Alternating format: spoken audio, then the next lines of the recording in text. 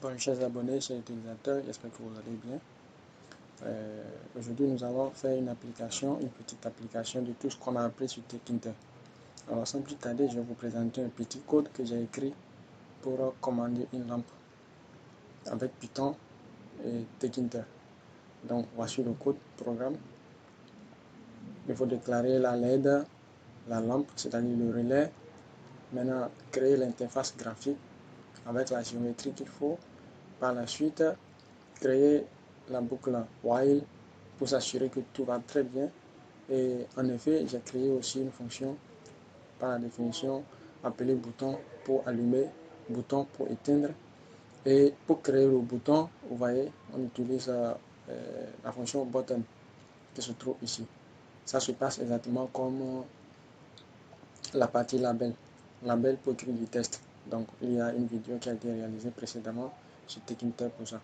Donc c'est la même chose, vous allez déclarer l'environnement, le test à écrit, le font size, les différents paramètres et autres.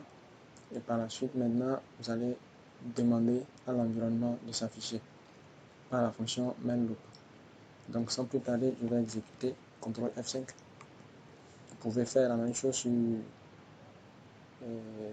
Spider ou Jupyter, peu importe l'élément que vous utilisez. Vous voyez, l'interface apparaît. Donc après l'apparition de l'interface, je vais faire le test. Vous allez voir ce qui va se passer.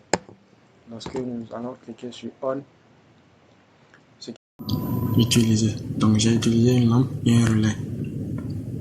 Regardez un peu. On, la lampe s'allume. Je clique sur Off, la lampe s'éteint. On, la lampe s'allume. Off, la lampe s'éteint. Vous voyez? On, la lampe s'allume. Off, la lampe s'éteint. Voilà un peu ce que je tiens à vous présenter. Je mettrai le code dans la description pour ceux qui en ont besoin. Et vous allez télécharger et faire l'application chez vous. Merci beaucoup.